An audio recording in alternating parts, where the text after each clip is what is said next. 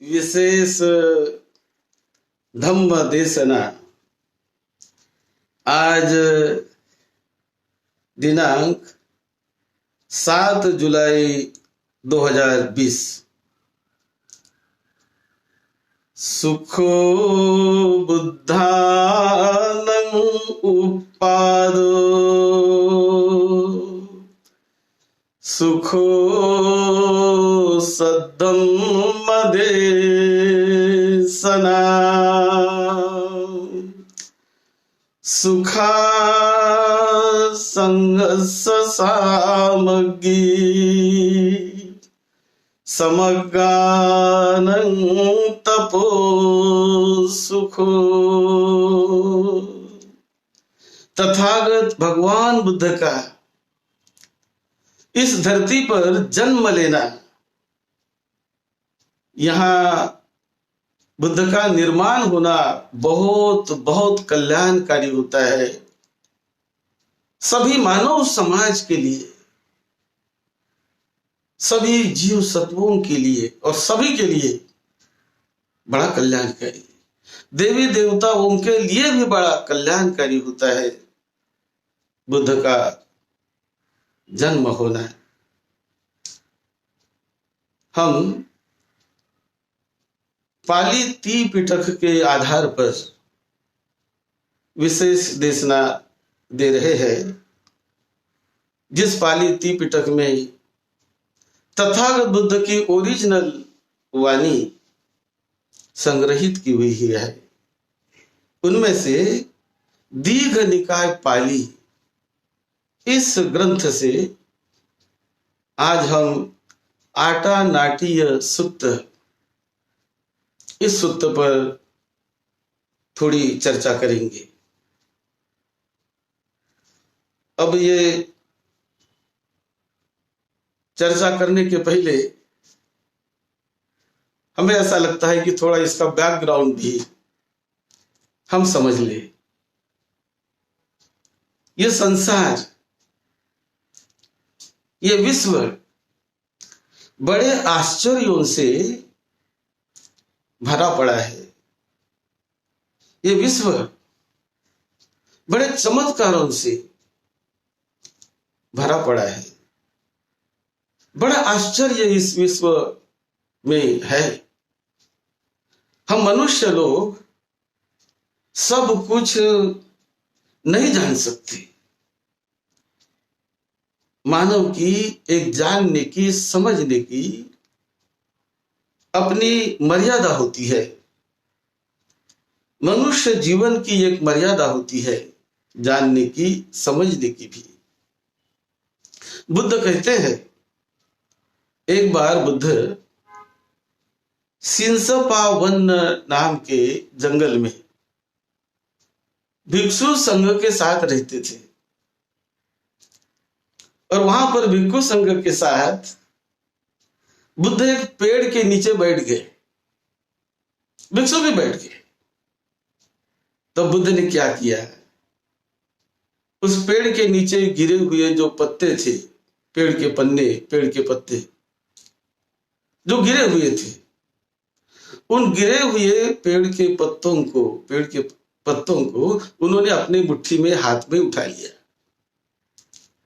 और हाथ में उठाकर बुद्ध भिक्षुओं को पूछने लगे, भिक्षुओं, मेरे मुट्ठी में जितने पत्ते हैं, ये कितने, ये गिन सकते हैं आप? हाँ भगवान, वो तो हम गिन सकते,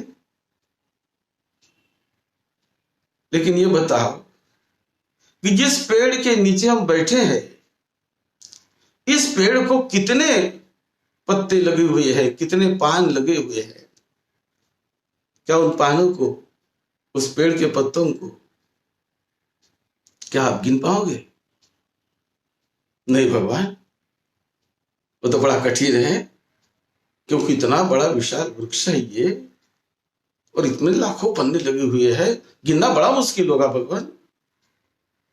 अब ये बताओ, ये जंगल में जहां हम बैठे हैं, ये जंगल में जो पेड़ है,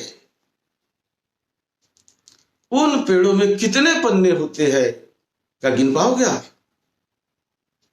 भगवान, कितना असंभव है ये, हम गिन ही नहीं सकते उनको। इस पेड़ के, अकेले पेड़ के पन्नों को नहीं गिन सकते, तो ये जंगल में जितने पेड़ है हजारों, इन हजारों पेड़ों के पन्नों को कैसे गिनेंगे?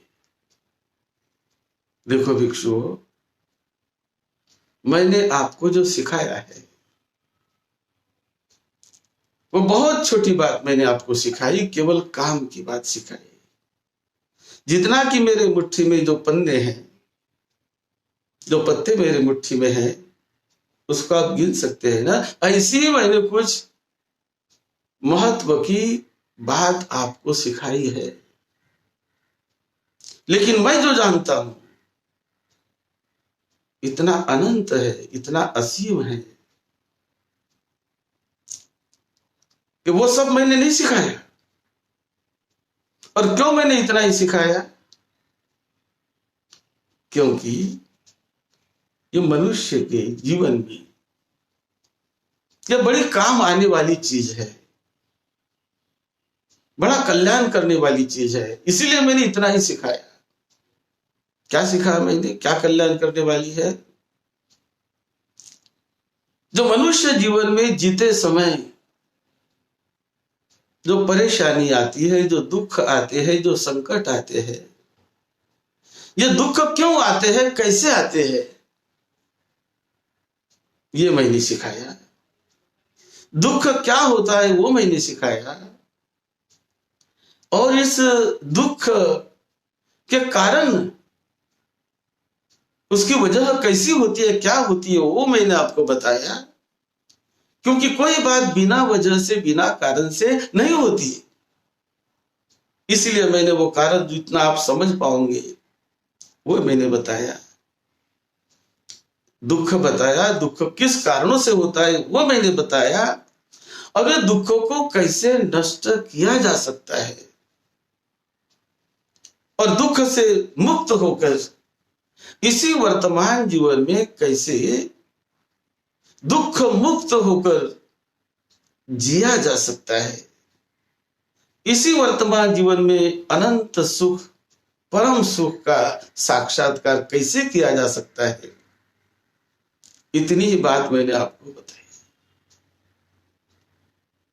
लेकिन बुद्ध जो जानते हैं, जितने इस जंगल में पेड़ है और वो पेड़ पर जितने पत्ते हैं, उनसे भी कई गुना अधिक तथागत सम्यक संबुद्ध का ज्ञान होता है।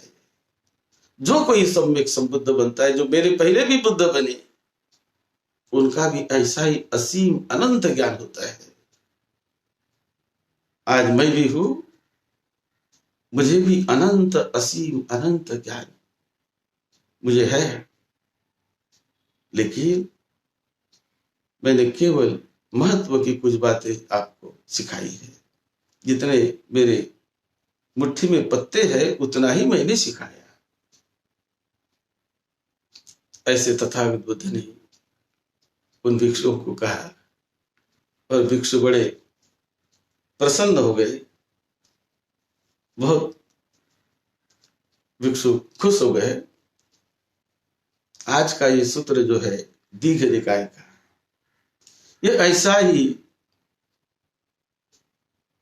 इसी प्रकार का ये सूत्र है, आटा नाटी ये सूत्र। एक समय तथागत भगवान बुद्ध राजगिरी के गिज्झकूट पर्वत पर विहार कर रहे थे। वहां पर बुद्ध रहते थे, और जब वो पर्वत पर बुद्ध है तो बीती रात में जब मध्य रात्रि हो गई, तो मध्य रात्रि में उस समय चारों दिशाओं के अभिपालक महाराजा, जैसे वेशवन्न महाराजा, धतरठ महाराजा, विरूढ़क महाराजा और विरूपक्ष महाराजा, ऐसे चार दिशाओं में जो देवता स्वरूप ये महाराजा रहते हैं, वो अपने यक्षों के साथ, गंधर्वों के साथ, कुष्मांडों के साथ तथा नागों के साथ, विशाल नागों की सेना के साथ, विशाल सेना के साथ बुद्ध के पास ये लोग आ गए। और इन्होंने आकर, ये सूक्त में जो आता है, अब मैं पढ़ के ही दिखाता हूं कि कैसा यह सूक्त है।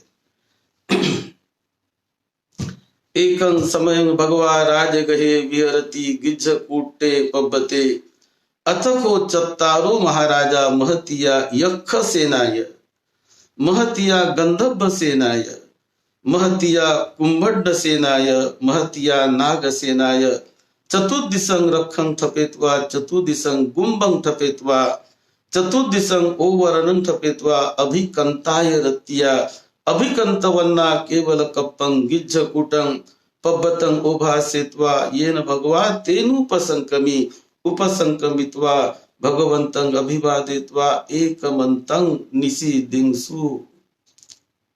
तेफिको यक्खा अप्पे कच्चे भगवन्तं अभिवादित्वा एकमन्तं निषीदिंसु। अप्पे कच्चे भगवता सद्दिं सम्मोदिंसु। संबोधनीयं कथं सारणीयं वितिसारित्वा एकमन्तं निषीदिंसु। यानी बुद्ध वहां जब रहते थे गिज्झकूट पर्वत पर, मध्य रात्रि के समय ये विश्वमंडल के चारों महाराजा अपनी सेना के साथ, अपने विशाल यक्ष सेना आदि सभी के साथ बुद्ध से मिलने आए। सारी उस गिज्झकूट पर्वत को प्रकाशित करते हुए आ गए और आकर बुद्ध को वंदना करके बुद्ध को प्रणाम किया, बुद्ध को वंदना किया और सब लोग बैठ गए, हजारों हजारों की तादाद में बैठ गए। और बैठने के बाद वो कहते हैं, एकमंतन निसिन्नो को वेसवन्नो महाराजा भगवंतं एतदवच। और वेसवन्न महाराजा वो भगवान बुद्ध को कहता है, क्या कहता है? संति ही बनते उड़ारा यक्खा भगवतो अपसन्ना। संति ही बनते उड़ारा यक्खा भगवतो पसन्ना। संति ही बनते मध्यमा यक्खा भगवतो अपसन्ना। संति ही बनते मध्यमा यक्खा भगवतो पसन्ना। संति ही बनते नीचा यक्खा भगवतो अपसन्ना। संति ही बनते नीचा यक्खा भगवतो पसन्ना। यभूय न खोप न बनते यक्खा अपसनाय व भगवतो तं किस हेतु। तं किस हेतु भगवा ही बनते पानाति पाता वेरमनिया धम्मं देसेति। अदिन्ना दाना वेरमनिया धम्मं देसेति। कामे सुमिच्छाचारा वेरमनिया धम्मं देसेति। मूसावादा वेरमनिया धम्मं देसेति। सुरा मेरय मज्ज पमादठाना वेरमनिया धम्मं देसेति। यभूयेन कोपन बनते यक्खा अपटी वीरतो व पानाति पाता अपटी वीरता। अदिन्ना दाना अपटी वीरता। कामे सुमिच्छाचारा अपटी वीरता। मूसावादा अपटी वीरता। सुरा मेरे मज्ज पमाद थाना अपटी वीरता।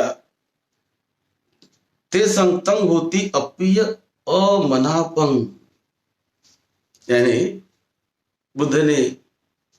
बुद्ध को कह रहे, बता रहे वंदन करके कि भगवान, यहाँ इस विश्वमंडल में बहुत बड़े बड़े यक्ष होते हैं और ये यक्ष जहां तहां रहते भी है, बड़े बड़े जंगलों में वो रहते हैं, अलग अलग स्थानों पर वो रहते हैं। और वो यक्ष और अन्य जीव सत्व बहुत सारे, वो भगवान बुद्ध को कुछ लोग पसंद करते हैं, चाहते हैं, और कुछ लोग नहीं चाहते। बहुत वो आपकी देशना उनको कुछ लोगों को अच्छी लगती है और कुछ लोगों को आपकी देशना धम्म देशना अच्छी नहीं लगती, उन्हें अप्रिय लगती है। क्यों अप्रिय लगती है?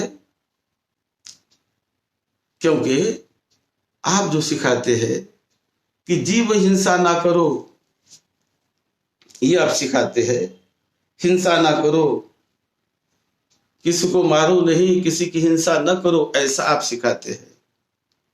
आप सिखाते हैं चोरी ना करो, ये आप सिखाते हैं। आप सिखाते हैं व्यभिचार ना करो, वो आप सिखाते हैं। आप सिखाते हैं झूठ ना बोलो, ये आप सिखाते हैं। फिर आप सिखाते हैं कि नशा पानी ना करो, नशीली पदार्थों का सेवन ना करो, ऐसा आप उपदेश करते हैं, सभी को ऐसा उपदेश देते हैं। तो भगवान, जो यक्ष इनसे अलिप्त नहीं रहते, इनमें हमेशा लगे रहते हैं, उनको आपका ये उपदेश, धर्मोपदेश अच्छा नहीं लगता है, उन्हें अच्छा नहीं लगता है। क्योंकि वे दिन रात, वो जो एक है, दिन रात उसी कर्मों में, किसी को मारना, तो कुछ जो भी आपने जो उपदेश करते हैं उसके विपरीत वो करते रहते हैं, वैसे ही कामों में वो लगे रहते हैं। इसीलिए आपका उपदेश उनको अच्छा नहीं लगता है, वो बड़े क्रोधी हो जाते हैं आपका उपदेश सुनकर, उन्हें अच्छा नहीं लगता। और जब आपके भिक्षु भी उनको जब ऐसा उपदेश देते हैं लोगों को, तो वो भी उनको अच्छा नहीं लगता कि क्यों ये ऐसा सिखा रहे कि जीव हिंसा ना करो, चोरी ना करो, नशा पानी ना करो, क्यों सिखा रहे? तो जो उसमें लगे रहते हैं उनको अच्छा नहीं लगता है, जो 100 उसमें लगे हैं उनको अच्छा नहीं लगता है। तो बनते हैं बहुत सारे आपके भिक्षु ये जंगलों में रहते हैं, एकांतवास करते हैं, वहां पर बड़े बड़े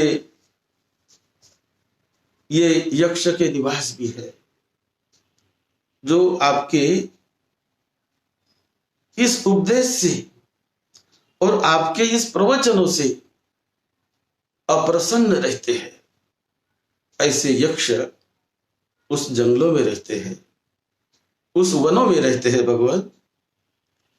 उनको प्रसन्न रखने के लिए, उन यक्षों को प्रसन्न रखने के लिए भिक्षुओं को, भिक्षु भिक्षुनिया और उपासक उपासिकाओं को प्रसन्न रखने के लिए, उनकी रक्षा करने के लिए अभिहिंसा और सुख विहार के लिए बनते हम आपको आटा नाटी रक्षा आपको हम दे रहे हैं, आप इसे ग्रहण करें, आप इसे ग्रहण करें। ऐसा इन 4 दिशाओं से आए हुए इन देवता तुल्य लोगों ने बुद्ध को वंदन किया और बुद्ध को कहने लगे। भगवान बुद्ध मौन रहे, कुछ बोले ही नहीं, बुद्ध एकदम मौन रहे। और मौन का मतलब उन्हें लगा कि बुद्ध ने स्वीकृति दी, ऐसी मौन स्वीकृति उन्होंने पा ली बुद्ध से। और फिर देवता स्वरूप वेशवन्न महाराजा ने आटा नाटीय सुत्त की देशना दी, भिक्षु भिक्षुनियों की रक्षा के लिए, उपासक उपासिकाओं की रक्षा के लिए ये आटा नाटीय सुत्त की देशना उस वेशवन्न महाराजा ने उस रात्रि में बुद्ध को की। तो ये आटा नाट्य सुत्त उसी पर है। और ये सुत्त ऐसा है, इस सुत्त में वो कहते हैं अथ को वेशवन्नो महाराजा भगवतो अधिवासनं विदित्वा तायं वेला यं इमं आटा नाट्यं रखं अभासी। यानी बुद्ध को मौन देखकर, मौन सिरकुर्ती बुद्ध ने दी, ऐसा देखकर उन्होंने ये आटा नाट्य सुत्त की देशना दी। ये दीघ निकाय के पेज नंबर 148 पर यह सूत्र है। पेज नंबर 148 पर दीघ निकाय पार्ट 3।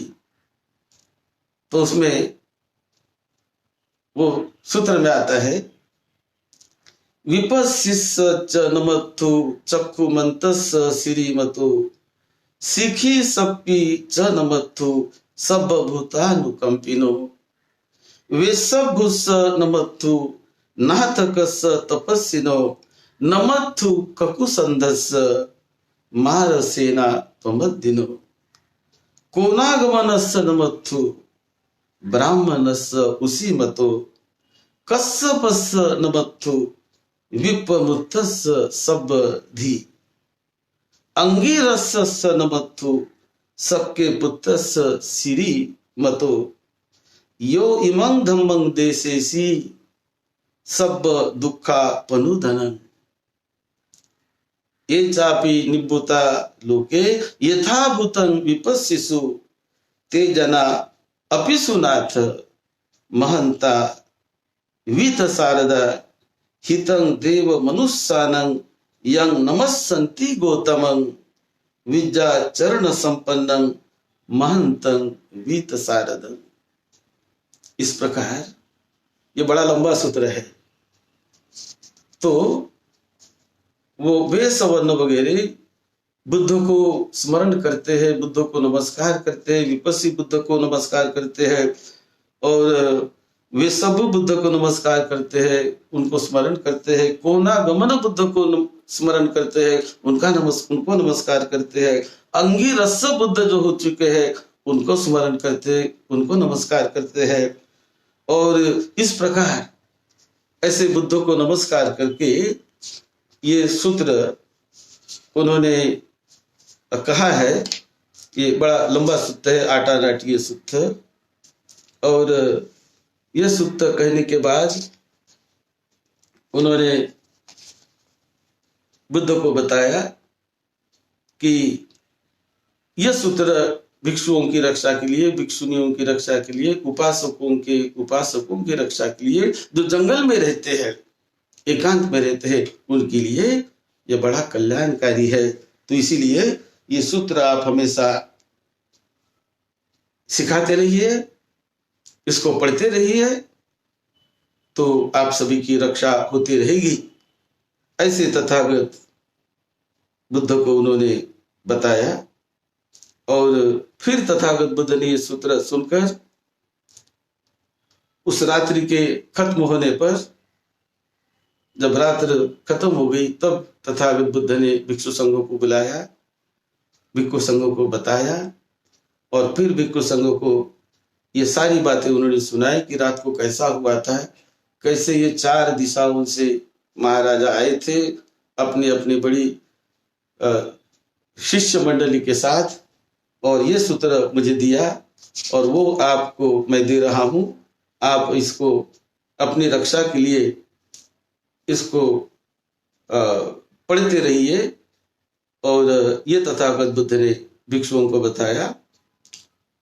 तत्थ संति उड़ारा यक्खा निवासिनो ये इमस्मिक भगवतो पावचने अपसन्ना तेसंग रख आटा नाट्य भगवा बनते भगवा आटा नाट्यं रखं भिक्षुनं भिक्षुनिनं उपासकानं उपासिकानं गुत्तिया रक्षाय अभिहिंसाय फासु विहारायाति अधिवासेसी को अहं भिक्षवे तुन्नी भावेन अथ को भिक्षवे वेशवन्नो महाराजा में आधि अधिवासनं विदित्वा तायंग वेलावे इमंग आटा नाट्यंग रखंग अभासी। तो जो सूत्र उन 4 लोगों ने कहा वही बुद्ध ने उनको बताया, और बताने के बाद बुद्ध कहते हैं, लास्ट में बुद्ध बताते हैं, उग्गन्नाहत भिक्खवे आटा नाट्य रखंग परिया पुन्नाथ भिक्खवे आटा नाट्य रखंग धारेथ भिक्खवे आटा नाट्य रखंग अथ संहिता भिक्खवे आटा नाट्य रखा भिक्षुनं भिक्षुनिनं उपासकानं उपासिकानं गुत्तिया रखाय अविहिंसाय फासु विहाराय ती इदमवोच भगवा अत्तमनाते भिक्षु भगवतो भासितं अभिनंदन्ति। तब बुद्ध ने कहा ये सूत्र आप पढ़ते रहिए अपनी रक्षा के लिए, अपने सुख शांति के लिए, और अपने को भय से दुख से मुक्त कराने के लिए। ऐसा बुद्ध ने भिक्षु संघ को आदेश दिया। ऐसा ही सूत्र है। अब ये जो लोग आए तो कि मनुष्य जैसे ये कोई रूपधारी नहीं होते हैं, अरूपधारी, उनको सामान्य आदमी नहीं देख सकते। दिव्य दृष्टि वाले उन्हें जानते हैं, देखते हैं, उनसे बात कर सकते हैं, बोल सकते हैं, जैसे तथागत बुद्ध, या जैसे कि अरहत जिन्हें दिव्य चक्षु की प्राप्ति होती है, दिव्य स्रोत ज्ञान की प्राप्ति होती है, वही इन्हें देख भी सकते हैं, सुन भी सकते हैं। तो ऐसा यह सूत्र इस त्रिपिटक में आया। आज के माहौल में अब ये सूत्र इस वैज्ञानिक युग में बहुत सारे लोगों को अच्छा नहीं लगेगा, किसी को अच्छा लगेगा, किसी को नहीं लगेगा। तो मैं स्वयं इस सूत्र को नकारता भी नहीं और इस सूत्र को स्वीकारता भी नहीं, क्योंकि आज के समय, जो समय ऐसा है कि हमारी मर्यादा होती है, लेकिन ये सूत्र जैसे त्रिपिटक में आया है, यह है संशोधन का विषय है। हम बिना संशोधन किए, बिना परीक्षण निरीक्षण किए, बिना उस गहराई तक गए बिना हम उसको नकार भी नहीं सकते हैं। और स्वीकारना या न स्वीकारना वो तो हर एक व्यक्ति की अपनी समझ है। लेकिन ये शुद्ध तथागत बुद्ध के जीवन काल में ऐसा हुआ था, जो त्रिपिटक में दीघ निकाय के इस ग्रंथ में संग्रहित है। आप इसे ओरिजिनल पढ़िए। आप सबका मंगल हो, सबको निरोगत में मिले, सबको सुख शांति मिले, सबको दीर्घ जीवन मिले, ये वैभव आप सबको मिले, यही मंगल कामना। सद्धर्म की सेवा में, आपकी सेवा में डॉक्टर भदंत राहुल बोधी महाथेरो। आप सबका मंगल।